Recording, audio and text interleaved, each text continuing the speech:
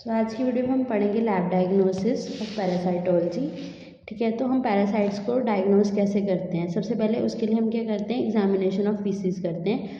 Faeces के अंदर हम लोग आराम से बता सकते हैं कौन सा पैरासाइट है और कौन सा नहीं। ठीक है, तो सबसे पहले हम क्या करते हैं, स्टूल को एग्जामिन करते हैं। तो स्टूल को एग्जामिन करने के लिए सबसे इम्पॉर्टेंट जो सबसे कॉमन डायग्नोसिस टेक्निक है वो क्या है कि स्टूल लो, उसको एग्जामिन कर लो। ठीक है, क्योंकि जो बहुत सारे पैरासाइट्स हैं वो सीधे हमें स्टूल के अंदर ही मिल जाएंगे। ठीक है, अब स्टूल को एग्जामिन करने के लिए हम क्या करते हैं कि ये कंटेनर यूज़ करते हैं। अब ये जो कंटेनर होता है, ठीक है, स्टूल को एग्जामिन करने के लिए इसका क्या होता है, वाइड माउथ होता है, मतलब ऊपर से ये बड़ा सा होता है, क्लीन होता है और लीक प्रूफ होता है और स्क्रू कैप्ड होता है। अब मान लो तुम्हें सैंपल लेना है, ठीक है, आप लोगों ने सैंपल लेना है मान लो, तो अब उसमें हम क्या चाहते हैं कि सैंपल लीक ना करे और आराम से स्टूल सैंपल आ जाए। तो स्टूल सैंपल लेने के लिए हम wide mouth cleaned leak proof लेते हैं। ठीक है, अब उसको हम ध्यान से हैंडल करते हैं कि वो सैंपल कहीं पे भी गिरे ना। ठीक है, अब हमने जब भी सैंपल को लेना है तो कब लेना है सैंपल, सैंपल को लेने का तो एक टाइम होएगी, एक फ्रीक्वेंसी होएगी कि हाँ हम कब ले रहे हैं, कब उसको एग्जामिन कर रहे हैं और किस तरह से मोनिटर करेंगे। ठीक है, अब सैंपल तो हमने ले लिया, हमने कह दिया कि हमने स्टूल सैंपल लेना है क्योंकि वो सबसे आराम से डायग्नोस हो जाता है और ऐसे कंटेनर में ले लिया।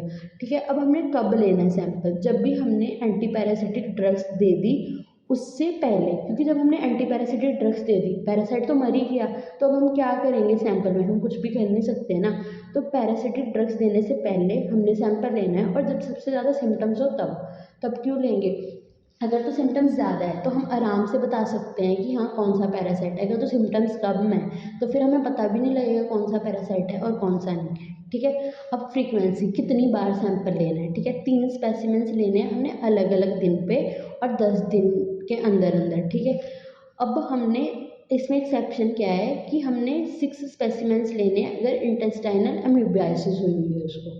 ठीक है, अब हमने एग्जामिन कब करना है। अब हमने क्या किया, सैंपल की स्टूल एग्जामिनेशन जल्दी सैंपल ले लिया, उसका टाइम हमने बता दिया कब लिया, फ्रीक्वेंसी होगी। अब हमने उसको एग्जामिन कब करना है, अब एग्जामिनेशन करनी है। अगर तो वो लिक्विड स्टूल है तो हमने 30 मिनट्स के अंदर अंदर उसको एग्जामिन कर देना है। ठीक है, अगर तो वो सेमी सॉलिड है तो हमने 1 घंटे में करना है। अगर वो फॉर्म्ड एलिमेंट्स है, मतलब सॉलिड, बिल्कुल ही सॉलिड स्टूल है, तो 24 आवर। अब 30 मिनट्स में क्यों करना है अगर लिक्विड है, क्योंकि उसमें सिस्ट और ट्रोफोजोइड होंगे, उसकी साइड्स होती हैं अलग अलग कौन सी तरह के, ये हम आगे बाद में पढ़ेंगे कि सिस्ट क्या होता है और ट्रोफोजोइड क्या होता है। ठीक है, अगर तो वो सेमी सॉलिड है तो उसमें क्या है, ट्रोफोजोइड जो है मर जाते हैं, वो बचते नहीं हैं। ठीक है, सिर्फ सिस्ट दिखेगी और ट्रोफोजोइड मर जाते हैं तो नॉन मोटाइल हो जाते हैं वो। वैसे ट्रोफोजोइड जो है वो मोटाइल होते हैं। ठीक है, और नॉर्मली क्या है वो मर जाते हैं। अगर हम उसको सेमी सॉलिड में ज़्यादा देर रखेंगे तो सिर्फ सिस्ट दिखेगा। 24 आवर्स बाद क्या दिखेगा, सिर्फ ही सिस्ट दिखेगा। ठीक है, अब हो गया हमने मॉनिटरिंग रिस्पॉन्स टू थेरेपी। अब हमने थेरेपी के बाद कितनी देर तक इसको करना है, हमने 3 to 4 वीक्स। अब हमने थेरेपी दे दी तो थेरेपी देने के बाद क्या होएगा, पैरासाइट मर जाएगा, पैरासाइट नहीं बचेगा। तो देखने के लिए पैरासाइट रहा है कि नहीं, हमने थेरेपी के 3 to 4 वीक्स बाद भी करी जाना है। ठीक है, और अगर टीनिया है तो उसके लिए 5 to 6। पीछे हमने एक्सेप्शन क्या करी थी, 3 स्पेसिमेन नॉर्मली लेने हैं, बट अगर हमारा अमीबोसिस है तो हमने क्या करना है, 6 स्पेसिमेंस लेने हैं। ठीक है, अगर मान लें ट्रांसपोर्ट जहाँ तक सैंपल सब कुछ होना है वहाँ पर डिले होगी तो उसको हमने क्या है, रूम टेम्परेचर में रख देना है। ठीक है, अब हम रूम टेम्परेचर में रखना है और प्रिजर्वेटिव अगर हमने डाला 10% फॉर्मेलिन वो भी डाल सकते हैं ताकि उसकी मॉर्फोलॉजी और पैरासिटिक फॉर्म्स जो है मेंटेन रहे। ठीक है, ये तो स्टूल सैंपल हो गया। अब उसके अलावा हम कौन सा सैंपल ले सकते हैं, पहले एक बार स्टूल का ओवरव्यू कर लेते हैं। हमने क्या बोला, लैब डायग्नोसिस करने के लिए पैरासाइट का सबसे कॉमन क्या है, हम स्टूल लेते हैं क्योंकि सबसे इजी डायग्नोसिस है। अब हमने स्टूल को बड़ा सा वाइट कलर का वाइट कंटेनर लेना है जो लीक ना करे। ठीक है, और उसको अच्छे से हैंडल करना है। टाइमिंग हमने बोला कि एंटी पैरासिटिक ड्रग्स देने से पहले लेना है और ऑनसेट ऑफ सिम्टम्स जब हो तब। हमने बोला 3 स्पेसिमेंट्स लेने हैं इन 10 डेज के अंदर अंदर, और अगर हमारे पास इम्यूबोसिस हो तो 6 स्पेसिमेंट्स लेने हैं। ठीक है, और एग्जामिन कब करना है, 30 मिनट अगर लिक्विड है, 1 आवर अगर सेमी सॉलिड है, 24 आवर्स अगर हमारा अगर सिस्ट है, फॉर्म्ड एलिमेंट है तो उसमें सिस्ट मिलेगा, लिक्विड में सिस्ट और ट्रोफोजोइड दोनों मिलेंगे, सेमी सॉलिड में सिर्फ सिस्ट मिलेगी। ठीक है, फिर हमारा थेरेपी दे दी, उसके बाद कब तक करना है, हमने 3 से 4 वीक हमने करना है, और टीनिया है तो 5 से 6 वीक्स। ठीक है, अगर ट्रांसपोर्ट नहीं हो पाया तो उसको हमने रूम टेम्परेचर में रखना है। तो यहाँ फिर हम प्रिजर्वेटिव 10% फॉर्मेलिन में रख देंगे ताकि उसकी मोर्फोलॉजी मेंटेन हो सके। ठीक है, ये हो गया। उसके बाद हमारा अदर देन स्टूल हम कौन कौन से कर सकते हैं, पेरिनियल स्वैब्स कर सकते हैं या ड्यूडेनल कंटेंट चेक कर सकते हैं। पेरिनियल स्वैब्स क्या होता है, या सेलो, उसका दूसरा नाम है सेलोफोन टेप या फिर NIH स्वैब। NIH क्या है, नेशनल इंस्टीट्यूट ऑफ हेल्थ। अब उसमें हमने स्वैब के थ्रू करना होता है। देख स्वैब हमारा मतलब उन्होंने दिखाया नहीं हुआ, यहाँ पे है नहीं, तो मतलब स्वैब के थ्रू भी हम कर सकते हैं, अगर आप नेट पे सर्च करोगे तो मिल जाएगा। ठीक है, अब इसमें क्या है कि हम स्वैब को कहाँ यूज़ करते हैं, एग्स को डिटेक्ट करने के लिए, जैसे इंट्रोबियस वर्मिकुलारिस के एग्स को, फिर शिशियोस्टोमा मासोनी को और टीनिया के। अब कौन कौन से, इंट्रोबियस वर्मिकुलारिस, शिशियोस्टोमा और मासोनी के लिए इसमें हम फीसिस नहीं लेते, इसमें हम पेरिएनल स्वैब लेते हैं, क्योंकि ये एनस के अराउंड ही मिलते हैं हमें ये ऑर्गेनिज्म। जैसे इंटेरोबैसिस वर्मिकुलारिस, वर्मिफॉर्म हमारा अपेंडिक्स, उससे याद रख सकते हो, एनस के पास होता है, तो हमारा इंट्रोबियस वर्मिकुलारिस, फिर शिशियोस्टोमा मासोनी। ठीक है, ये हो गया। दूसरा हमारा क्या है, ड्यूडेनल कंटेंट। हम क्या कर सकते हैं, ड्यूडेनल का कंटेंट जो है एंडोस्कोपी या एंटेरो टेस्ट से इकट्ठा कर सकते हैं। ठीक है, अब जो ड्यूडेनल का कंटेंट है वो किसके लिए इकट्ठा करते हैं, जब हमें पता है जियार्डिया इंटेस्टाइनलिस की केस है, या फिर हमारा शोंजियोलाइडस टेरिकुलरिस का लार्वा है। ठीक है, अभी नाम रट नहीं पड़ेंगे, कोई सोल्यूशन नहीं है इनका। ठीक है, पेरिनियल स्वैब हमने कब बोला, जब एंट्रोबियस वर्मिकुलरिस और शिशियोस्टोमा मासोनी है, और ड्यूडेनल कंटेंट हमने कब बोला, जब जियार्डिया या स्ट्रोंगियोलिडस टर्कोलैरिस है। ठीक है, ये होगी हमारी कलेक्शन कि हमने कलेक्ट कैसे करना है स्पेसिमेन को। अब अगली बात आती है हमारी उसकी मैक्रोस्कोपिक एग्जामिनेशन कैसे करेंगे और माइक्रोस्कोपिकली हम उसे कैसे एग्जामिन करेंगे। ठीक है, अब बात आ गई मैक्रोस्कोपिकली कैसे एग्जामिन करें। मैक्रो मतलब बड़ा। ठीक है, तो बड़े बड़े हमें कौन से पिक्चर दिख रहे हैं, अगर तो मिकोइड और ब्लडी स्टूल है, मतलब स्टूल में अगर ब्लड आ रहा है तो हमें पता लग जाएगा कौन कौन से पैरासाइट हो सकते हैं, या अमीबिक डायसेंट्री हो सकती है उस, ठीक है, कौन से प्रॉब्लम्स हो सकती हैं, या इंटेस्टाइनल शिस्टियोस्टोमासिस हो सकती है, या इन्वेसिव बेलेंटाइडोसिस हो सकती है। अगर तो ब्लड आ रहा है, कोई एक याद रख लेंगे, या अमीबिक डायसेंट्री होगी या शिस्टियोस्टोमासिस होगी। ठीक है, अब कलर, अगर तो डार्क रेड आ रहा है तो मतलब अपर GIT होगा, अगर ब्राइट रेड आ रहा है तो लोअर GIT होगा। ठीक है, अब अगर फ्रोथी पेल ऑफेंसिव है और उसमें फैट है तो हमें तभी पता लग जाएगा जियार्डियासिस है, जियार्डिया। ठीक है, अब हम कंसिस्टेंसी चेक कर सकते हैं उसकी, अगर तो लिक्विड है तो ट्रोफोजोइट, जो हमने ऊपर बात की थी कि लिक्विड है तो उसमें क्या होगा, सिस्ट और ट्रोफोजोइट दोनों होंगे। ठीक है, और 30 मिनट्स में करना है तो सिस्ट और ट्रोफोजोइट दोनों कर देंगे। मोस्टली हम ट्रोफोजोइट देखते हैं क्योंकि वो मोटाइल है और सबसे क्लियरली दिखेंगे। सेमी सॉलिड में ट्रोफोजोइट और सिस्ट दोनों दिख सकते हैं, पर ट्रोफोजोइट कम देखे जाते हैं क्योंकि उनकी मोटिलिटी खत्म होनी शुरू हो जाती है। फॉर्म्ड में क्या है, कली सिस्ट दिखेगी, 24 आवर्स करते हैं, 30 मिनट्स और 1 आवर वाला। ठीक है, अब एक्सेप्शंस क्या है इनकी। ठीक है, अब इसकी भी एक्सेप्शन है जो फिर हमें याद करनी पड़नी है। अब जो कोक्सीडियन oocyst है, माइक्रोस्पोडियम स्पोर्स है और हेलमिंथेस के एग है, ये फीसिस में मिलते हैं। ठीक है, फीसिस सैंपल्स में हमने फॉर्म्ड एलिमेंट में बोला था ना कि हमें सिस्टी मिलती है, पर ये स्पोर्स और एग्स भी मिल जाते हैं। कोक्सीडियन का oocyst, माइक्रोस्पोडियन का स्पोर और हेलमिंथेस का एग। ठीक है, लिक्विड स्टूल में हमें क्रिप्टोस्पोरोडाइसिस का oocyst मिलता है। ठीक है, और कभी कभी हमें टेपवर्म का प्रोग्लोटिडिस भी मिल जाता है और एंट्रोबियस और एस्कैरिसिस भी मिल जाता है। तो ये 1-2 बार पढ़ेगा तो ही याद होना है, इसका कोई वो हल नहीं है। जब मैक्रोस्कोपिक एग्जामिनेशन होगी तो मोटी मोटी हमने mucoid, blood stool, amoebic dysentery और शिस्टोमासिस में बोला। कलर डार्क रेड तो अपर GIT, ब्राइट रेड तो लोअर GIT। ठीक है, स्टूल की कंसिस्टेंसी पे लिक्विड सेमी सॉलिड फॉर्म्ड, और ये हमने एक्सेप्शन बोल दी।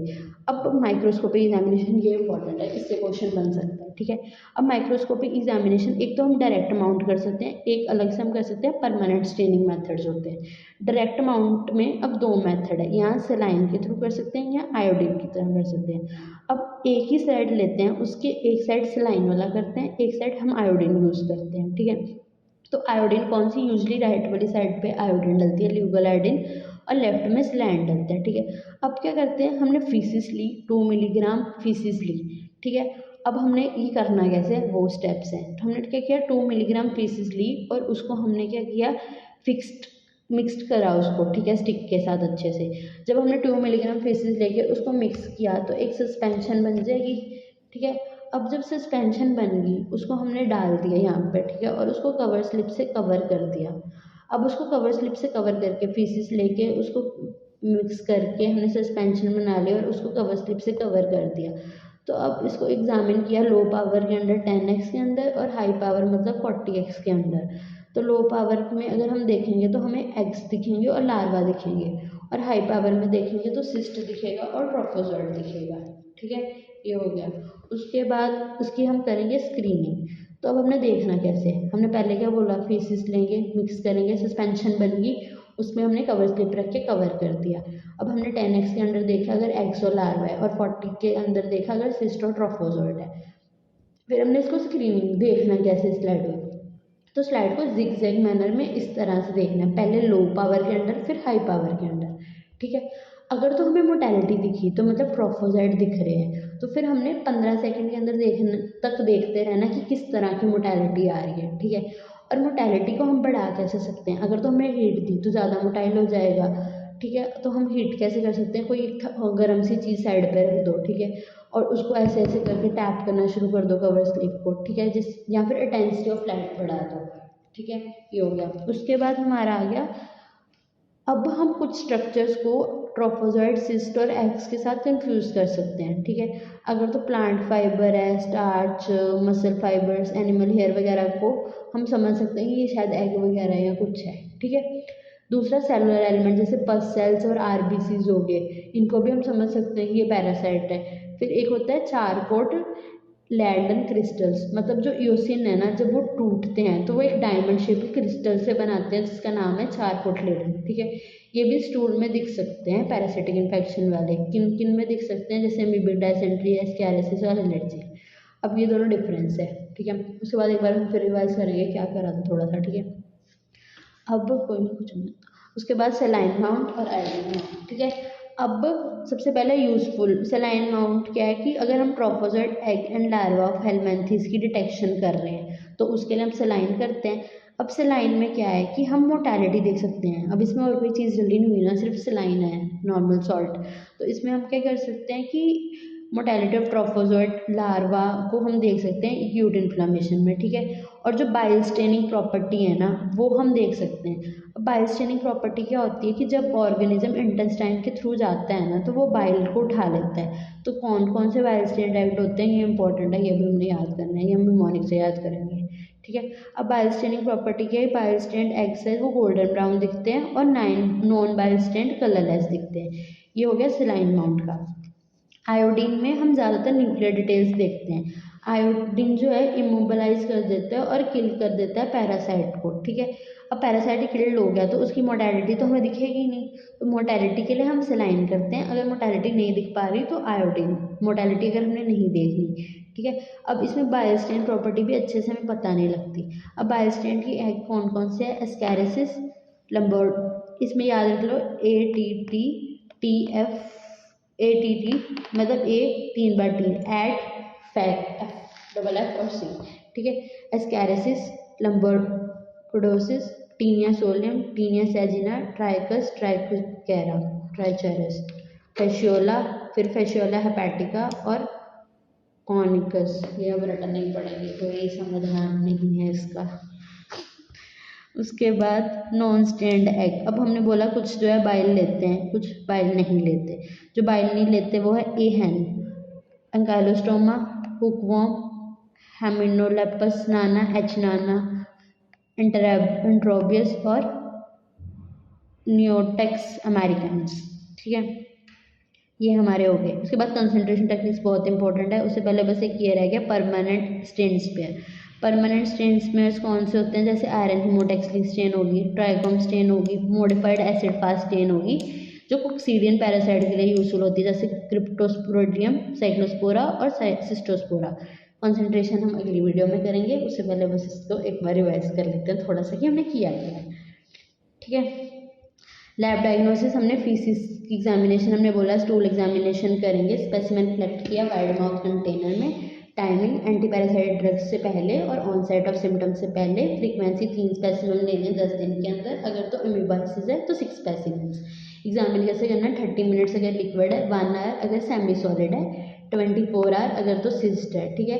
क्योंकि 1 आवर में क्या होएगा, सिस्ट की मोटालिटी, ट्रोफोजोइड की मोटालिटी क्या है, खत्म हो जाएगी। अगर हमने थेरेपी दे दी तो 3 to 4 वीक्स बाद हमने दोबारा देखना है। टीनिया के केस में 5 to 6 वीक्स बाद दोबारा देखना है।